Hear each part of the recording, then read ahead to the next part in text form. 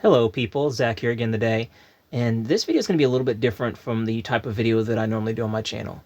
Most of the stuff on my channel is stuff like physics related, science related. Some of it's like debunking certain claims in general relativity and quantum mechanics and offering alternative perspectives on things, because I feel like there aren't a lot of people making good arguments in that field. But this video today is going to be more about mythology and religion. And just as a preface for this, I'm not a religious person. I would call myself an atheist, but I'm not like anti-religion. I'm more like fascinated by studying it, especially the symbolisms and the metaphysical interpretations of things. And I kind of have my own unique ideas about like what a god is. The thing, when I say I'm atheist, really all I mean is like I don't believe in intelligent design, or the idea that there has to be like a prime mover that had to have created everything. And but anyway, this video, I'm going to be talking a lot about ancient symbolisms and things that connect across various religions. So I was watching this video on YouTube not too long ago, and I think it was, I don't know if it was a Christian leader or if it was a Jewish guy or whatever, but it was talking about the name of Jesus, and that's kind of what gave me the idea to make this video. So in the beginning of the video, he said that he was responding to a letter that some guy wrote to him, talking about how Jesus's name might have actually meant "Hail Zeus," and the writer was asking him if it was true, and I don't think he ever actually addressed that point in the video.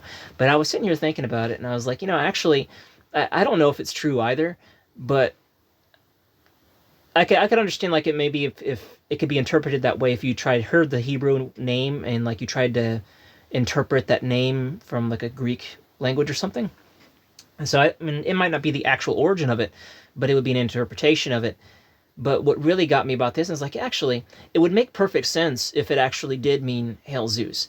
And the reason why is that, of course, Christianity comes from Judaism, and Judaism actually comes from Yahwism. So this is like, even to this day, they refer to, their God as Yahweh. Well, another name for Yahweh is Jehovah. And if you think about it, Jehovah is really close to Jove, which is also Jupiter, which is Zeus. But it goes even deeper than this, because like another one of the names of Yahweh is El Shaddai, which is a word that literally means the God on the mountain. And Zeus is literally the god on Mount Olympus. And the word Zeus itself also means sky father, like is like the father of the sky. But the symbolisms don't even stop there. Like the relationships don't stop there. Like the first letter of the Hebrew alphabet is Aleph, and which is also associated with God being the first letter of the alphabet. It's like the beginning and the end. But the letter Aleph is also associated with the image of the bull or ox head. And the bull or ox is a symbol of Zeus. So there's another connection right there. And if you look at ancient depictions of Yahweh, which comes from like coins from like ancient Levantine civilizations, they show Yahweh as sitting on a winged wheel holding an eagle. And the eagle is, again, a symbol of Zeus. And another thing that a lot of people don't know is that in ancient Levantine culture, like back in like the Canaanite region and stuff, Yahweh was actually a warrior storm god, and he's almost identical in like symbolism to Marduk from the Enuma Elish, which is a Babylonian Sumerian god. He actually becomes the king of gods by defeating the primordial serpent. And the winged wheel and eagle is also symbols that are associated, or the wheel and the eagle are the symbols that are associated with Marduk. And of course, Marduk defeats the primordial serpent, which is Tiamat. It's, serpent goddess of chaos. And I think as well in the Bible, the God of the Old Testament says that he subdued the Leviathan, is basically bragging about the fact that who else could, subdue this serpent. And basically he turned it into nothing but a pet, which is basically what Marduk did. Like, if you ever read the Enuma Elish, which is a really good read if you ever get the chance, he manhandled Tiamat in the most badass way possible. Like, if you've ever seen that new game that came out, it was a Mortal Kombat game where they had the one fighter who, I think is Liu Kang, ends up becoming a fire god after absorbing Raiden's powers, something like that. He's like covered in flames, and like lightning is crackling in the air and crap when he's walking. That's basically how they describe Marduk. Like, that's the image that's in my head when I'm reading the Enuma Elish, specifically the 4th tablet.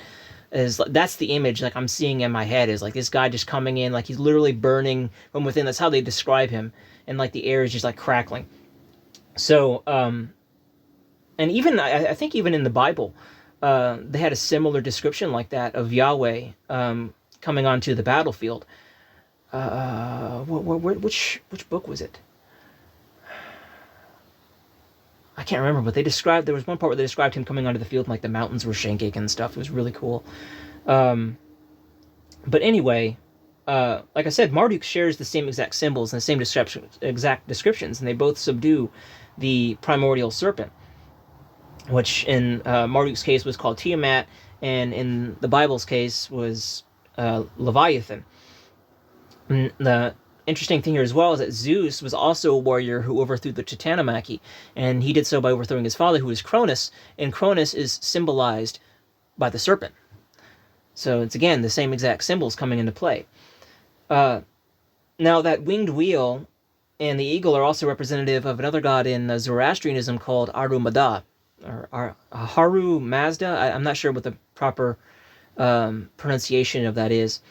But the main antagonist of Aru Mazda, which is like their main god, this god who's associated with the wheel and the eagle, his main antagonist is a being called Arimaneus, who is Cephaline figure, which means he's a lion-headed figure with a snake that coils around his body. So he's got like the head of a lion, and then he's got this snake that coils around his body. Now, important to note is that the oldest descriptions of dragons actually described them as serpents with the heads of lions. And bear in mind as well that Cronus, who I told you was associated with the serpent, was actually married, or I guess his consort was a goddess called Rhea, who was associated with the lion. And she's also associated with the crown. Like, she had like her own cult. They called them the Fingers. They were supposed to be like kingmakers or something like that. So again, you have the serpent-lion dichotomy here.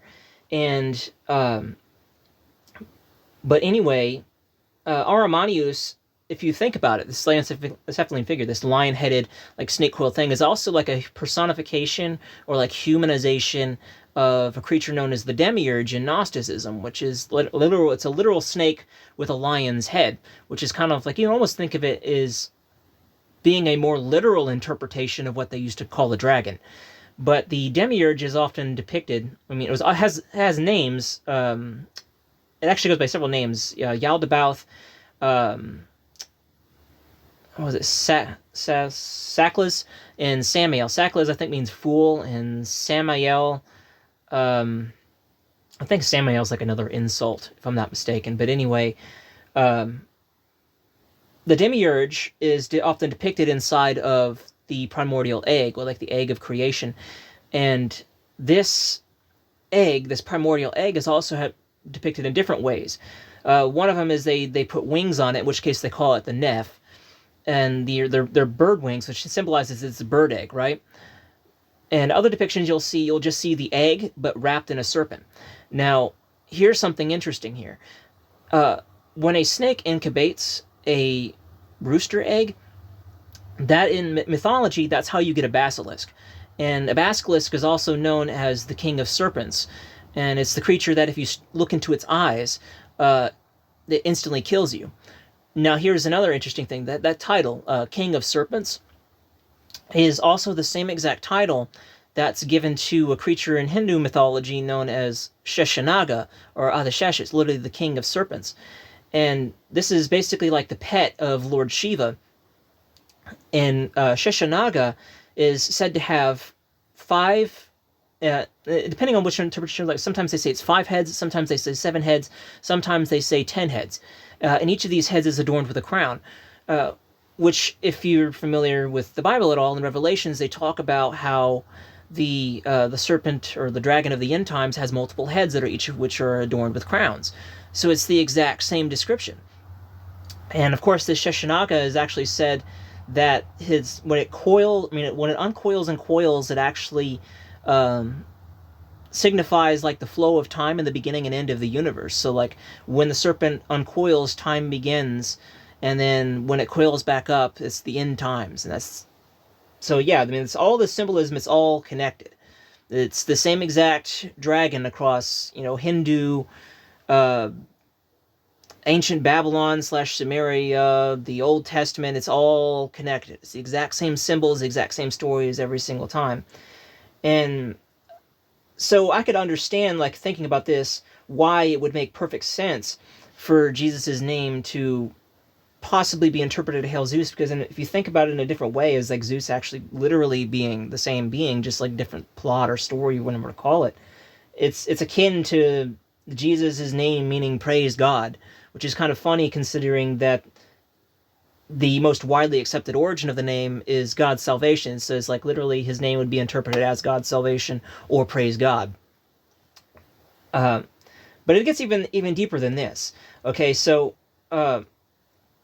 if you study Greek mythology a little bit more, one of the things you'll notice is that Jesus is very, very symbolically related to Hermes, who's also Mercury in Roman mythology. So Hermes is one of the sons of Zeus, and he's also the god of paths,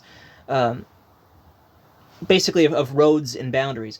And because he's the god of paths, like these roads and boundaries, it's through this that he is also the god of shepherds, travelers, merchants, and thieves. You think about people who use the roads, travelers or shepherds using the roads to get their sheep somewhere, merchants using the roads to transfer their products, thieves or use the roads to try to rob the merchants.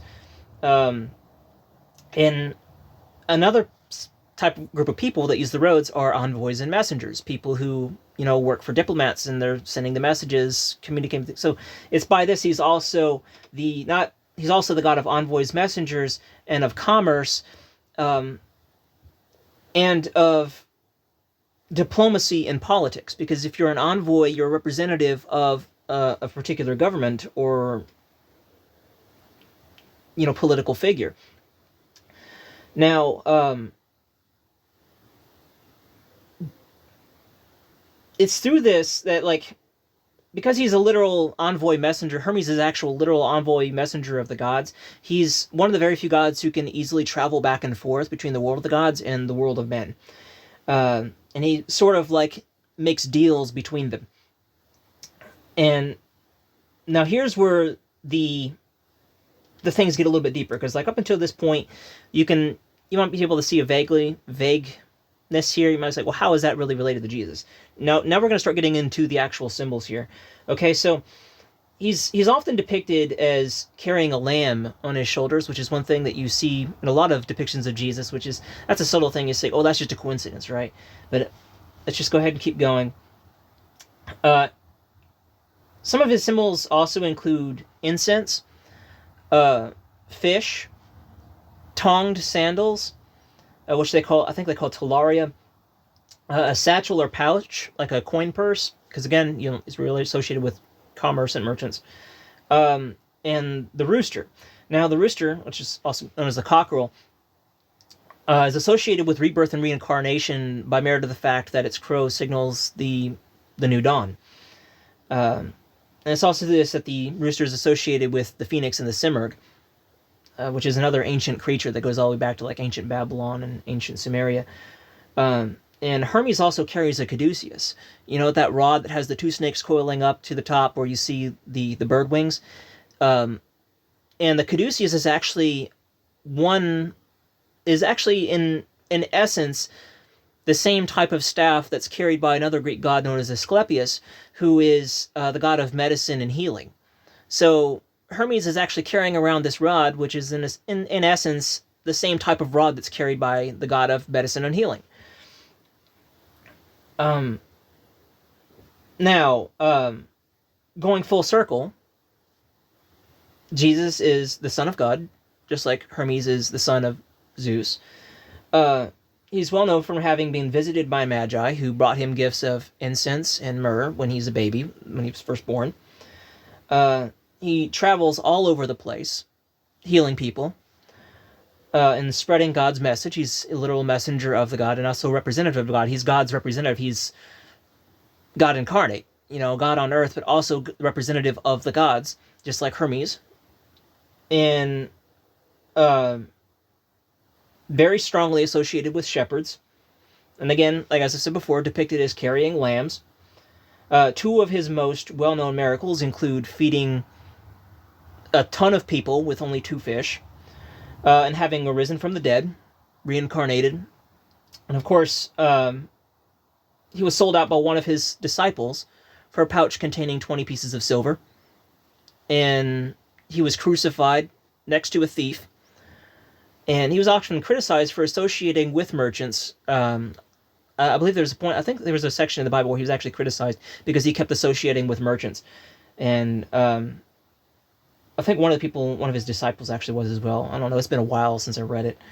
And there's also one of the most famous stories in the Bible as well, was where he was telling Peter that Peter would deny him 3 times before the rooster crows.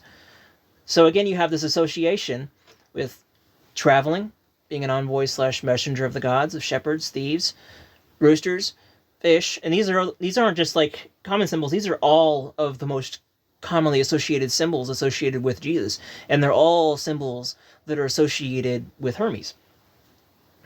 And, kind of tying this all up, of course, the Christians always teach that no one can come to God except through Jesus. So in essence, Jesus is the God of the pathways of the pathway to heaven, of the boundary between the world of mortals and the world of the gods.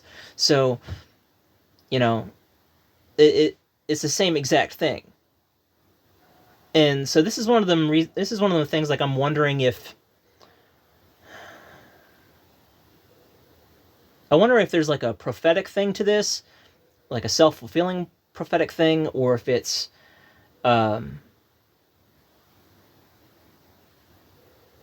kind of calls into question the reality of Jesus himself. Because I know that you get people who go 2 different ways. There's people who think it didn't exist at all, and then very vocal majority that will say that we have such and such proof, but like the earliest proof we have comes from like 70 years after the fact. But me just looking at this, like, I'm wondering, it seems very much like the story of Jesus is influenced by Hermes. But yeah, like I said before, it makes perfect sense, if the name Jesus comes from Yeshua, and Yeshua means Hail Zeus, it would make perfect sense if you consider these relationships. But yeah, I hope you guys found that interesting, because I definitely did. Well, thanks for watching.